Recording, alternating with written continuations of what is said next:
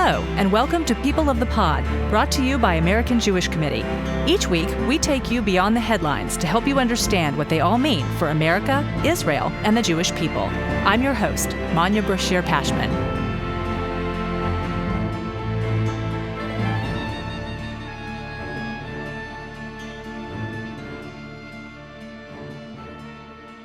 This week, on the sidelines of the Democratic National Convention, AJC hosted a program on Israel and the path to peace.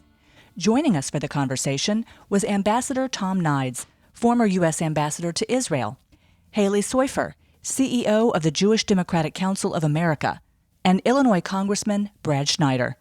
Moderating the program was AJC's Chief Policy Officer, Jason Isaacson, who's also the head of AJC's recently launched Center for a New Middle East. Just a reminder, AJC is a 501c3 nonpartisan organization, and AJC neither supports nor opposes candidates for elective office. I really wanted to begin by citing some passages from the Democratic platform and some passages from the Republican platform relating to the Middle East. I'll just mention very briefly that the Republican platform's Middle East language is short and to the point. It says, "We will stand with Israel and seek peace in the Middle East. We will rebuild our alliance network in the region to ensure a future of peace, stability, and prosperity." And it also promises very quickly to restore peace in Europe and the Middle East. The Democratic platform is much more extensive. It's an 80-page document, a long section on the Middle East. But it says that the administration opposes settlement expansion, West Bank annexation, also opposes the boycott, divestment, and sanctions movement against Israel. But it's very clear that the administration believes a strong, secure, and democratic Israel is vital to the interests of the United States. It's also quite specific about the necessity of defeating Hamas. I want to start my questioning with Halie Soifer. The question that's been on the minds of political reporters and many of us in the community, Halie, as you very well know, over the last 10 months of the war in Gaza, and it's taken on new meaning in light of the change at the top of the Democratic ticket. How can a Democratic candidate for president, in the current highly charged environment, maintain the support of the party's pro-Israel mainstream while also keeping or winning back the loyalty of the increasingly active pro-Palestinian segment of its constituency? What have we heard from Vice President Harris, for whom you worked in the Senate, that suggests that she can balance these competing policy claims? Well, thank you, Jason. Thanks to everyone. I was told to project, and for those of you who are at the Global Forum, you know I know how to project, so I will try my best, but thanks for having me. I did have the honor of working for then Senator Harris, starting her first month in the Senate for 2 years as her national security advisor. And what I can tell you is not only does she share the views of President Biden. We know that based on the past 3.5 years and their record standing with Israel in the lead up to, and of course, in the aftermath of the horrific attacks of October 7th, giving an unprecedented amount of military assistance to Israel, standing with Israel not only in the aftermath of these attacks, but demanding the release of all of the hostages and continuing to stand with Israel as it faces this threat from Iran, pre-positioning military assets in the region, not once but twice in the lead up to the attacks of April 13th. But also, I can tell you from personal experience, her views on Israel didn't start from day one in the White House. I saw it from day one when she was in the Senate. She came to this role with over a decade of experience working on these issues. I traveled to Israel with her in November of 2017. This is an issue that she feels deeply in terms of the importance of the U.S.-Israel relationship, Israel's security, its right to self-defense, and she is a staunch supporter of Israel, have no doubt. I'm glad you started with the Democratic platform as well, because this also elaborates on what is the strongly pro-Israel views of our party. And make no mistake, it's not a coincidence that we have 3 pages detailing our support of Israel in our platform. It's pages 82 to 85 for those who would like to look it up. And it is no mistake that the Republican platform is empty platitudes, two bullet points that barely say anything. Because this is an issue of which our party is deeply committed. And it extends beyond Israel. It includes Israel's security in the Middle East. And our platform, which has never been stronger, I testified before the platform committee. I was very happy to say this very strong pro-Israel platform of 2020, not only should it not be diluted, it should be strengthened. Because of course we have seen the horror of October 7th. We should reflect the fact that we stand with Israel in this moment. We call for the release of the hostages. And of course, we unequivocally condemn Hamas. All of that is reflected in this platform and more, including recognition of the horrific sexual violence that was perpetrated on that day, which the vice president herself has given voice to. So in terms of questioning how she can navigate this issue, she already has. And she continues to stand with Israel. I have no doubt that when she's elected in 78 days, with the strong support of the Jewish community, that she will continue to do so as president. Thank you, Halie. Brad, I'm going to turn to you. The Republican Party platform had no specific references to Iran, but the Democratic platform went on at length about the need both to halt the regime's progress toward nuclear weapons capability and to confront Iran's and its proxies' destabilizing activities across the region. The Democrats' document also pointed to instances of the Trump administration's failure to respond to certain Iranian provocations. Unfortunately, the Democratic platform didn't mention the fact that the Trump administration was responsible for taking out IRGC Quds Force Chief General Soleimani. Now, talk about how you imagine a Harris administration confronting the Iranian threats differently from the Biden administration. We have seen over the last 3 years, Iran has continued to develop its nuclear weapons capability, although it's not yet past that threshold, apparently. Its proxies are on the march across the region. We haven't really been successful in confronting Iran. Do you see a Harris administration taking a different approach? Great question. And before I start, let me just welcome everybody to Chicago, to our great city. And those from Chicago, can you raise your hand? And I'm also going to take the personal indulgence to say it's good to be home with Chicago AJC. Thank you.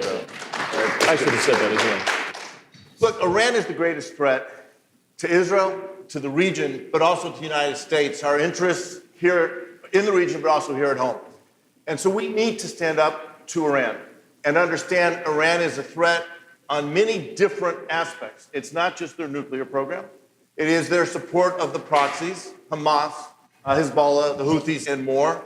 It is their efforts to expand their reach, their influence across the region, and they do so not by building up states, but by tearing them down, creating instability across the region.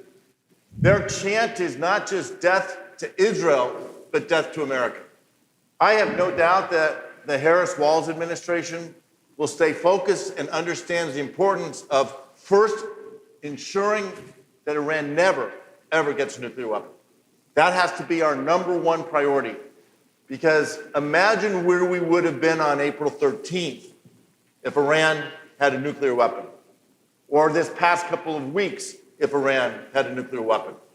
The second thing I think you will see is the continuation of the policy reflecting on April 13th. Iran launched 350 drones, rockets, and missiles at Israel.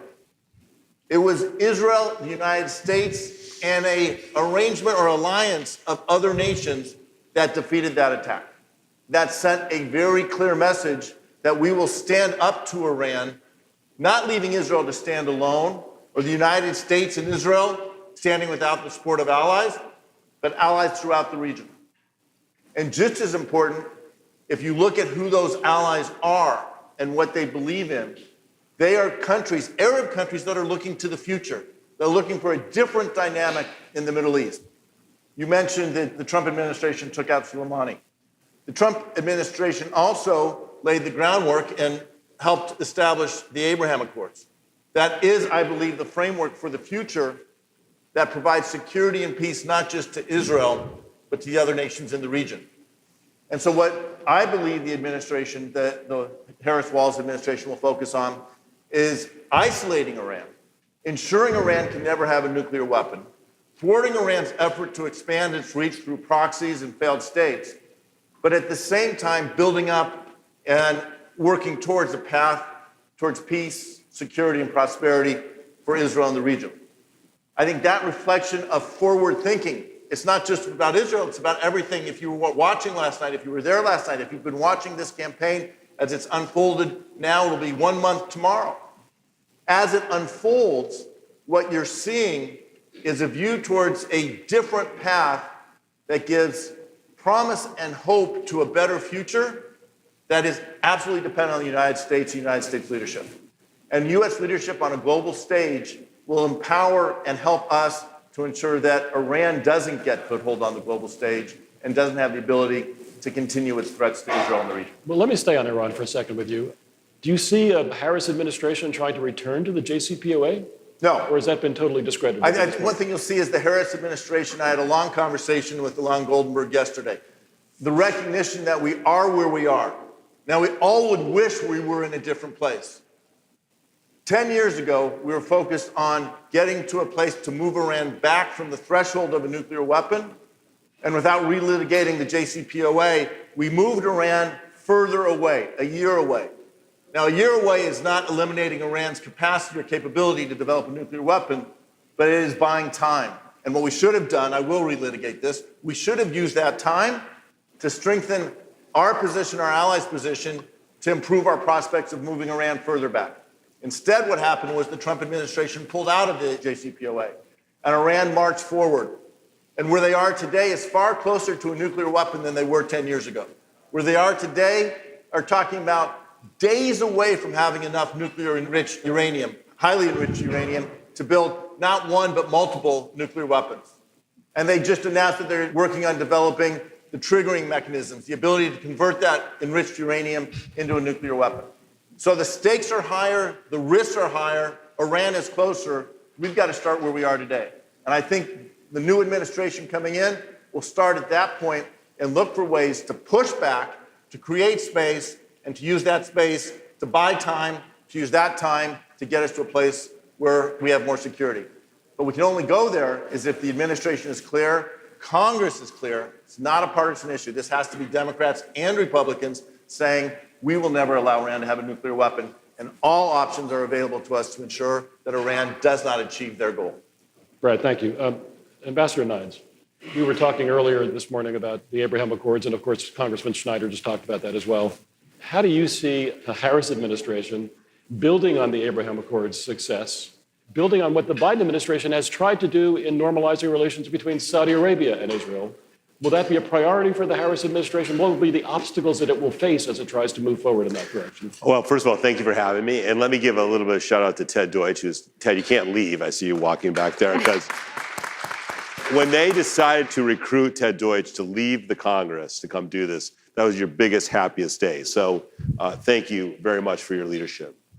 Let me just say, there's not much things I agreed about with the Trump administration, to be clear. And when I was being confirmed as ambassador, one of the very nice members on the Republican side asked me, sir, it seems to be that the Biden administration won't even talk about the Abraham Accords. And they won't even call them the Abraham Accords. I remember seeing the Senate, because I'm a bit of a smart aleck, and I said, can I explain to you something? I love the Abraham Accords, okay? I love the Abraham Accords. The Abraham Accords was, in my view then and is today, a foundational event. And as much as I believe that the Trump administration has done all sorts of other things, the Abraham Accords, in my view, has strengthened the state of Israel. So I congratulate them for doing it and supporting it as we have. So we should all applaud that. Yeah. And as we think about the future, because listen, what has happened here, even after October 7th, the Bahrainians, the Moroccans, and the Emiratis, they didn't abandon Israel. Quite the opposite. They've stuck with, all of them kept their ambassadors in Israel. Most of them continue to have long, involved conversations with the prime minister about the strength of Israel. And in fact, several months ago when the Iranians were attacking Israel, those same countries were indirectly helping with the United States and with Israel to protect the state of Israel. Not directly, but indirectly, a lot of information sharing. So the foundation for the Abraham Accords should be the foundation for what comes next. And what comes next? Number one, we got to get a hostage deal. For any of you I'm leaving here to go spend time with the hostage families. I was in Israel a couple weeks and spoke at Hostage Square. For all of us, for any of us, we should sit and pray to get these hostages out. And for those of you who know some of the families, it breaks my heart. We've got to get a hostage deal. The time is now, okay?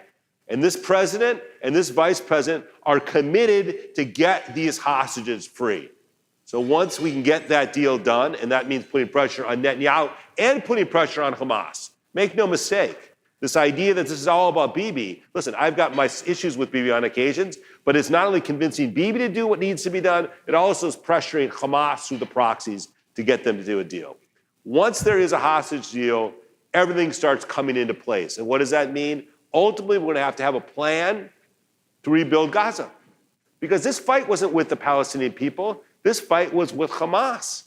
And we've got to help rebuild Gaza with a new PA, with a new group of international parties, including the Saudis and the Emirates. That's a $15 or $20 billion operation to rebuild Gaza. Yes, and we need a new PA leadership. What a new PA leadership looks like in the future needs to be talked about. And then we need to have a conversation about normalization with Saudi Arabia. Make no mistake, it is the single most important thing that we can do, including keeping in control of Iran, is getting a normalization with Saudi Arabia. Because it's not just Saudi Arabia, it's the rest of the Muslim world. And it's in our grasp. We can get this done. Now, obviously, it's a little dreamy, and how do you get the 67 votes? We'll let the geniuses on the Hill, including the congressman, figure that out. But I do believe there is an opportunity because Joe Biden and Kamala Harris are completely committed to this. I will say one little note. 2 years ago, when Joe Biden came for his 10th visit to Israel, I remember meeting him at the airport. And if you recall, it was the middle of COVID. It was the same time and where he decided to go to Saudi Arabia. And you remember, Joe Biden during the campaign said some fairly aggressive things about the Saudis during the Khashoggi thing and MBS. But he was convinced by a lot of people, mostly his national security advisors and his vice president, to go to Saudi Arabia. Why? Because it was good for the security of the state of Israel. He fundamentally believed that a Saudi normalization could be and should be the keys for the security of the state of Israel. So we've got to get these hostages out, we need to get a plan, and we need to get moving on a Saudi normalization as quickly as humanly possible. If you missed last week's episode, be sure to tune in for my conversation with Yair Zivan, foreign policy advisor to Israel's opposition leader, Yair Lapid, about his new book of essays, The Center Must Hold. In that book, authors argue for a return to centrist politics as an antidote to the extremism around the globe today. Thank you for listening. This episode is brought to you by AJC. Our producer is Atara Lakritz. Our sound engineer is TK Broderick. You can subscribe to People of the Pod on Apple Podcasts, Spotify, or Google Podcasts, or learn more at ajc.org/peopleofthepod.